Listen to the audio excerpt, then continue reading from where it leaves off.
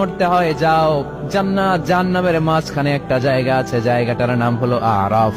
এই আরাফের মধ্যখানে যে দাঁড়াও, ওখানে যে মালাকুল মউত কাঁপতে থাকবে। মালাকুল মউত বলবে, আল্লাহ সৃষ্টির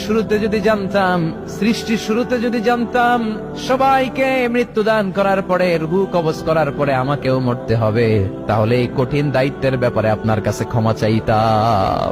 আজকে আমারও যে ভাগ্য বরণ করে নিতে হবে সৃষ্টির শুরুতে, আমি এটা কল্পনাই করতে পারি নাই। আল্লাহ বলবেন, নো টক, মুত ইয়া মালাকুল মউত, মরে যা, মরে যাও।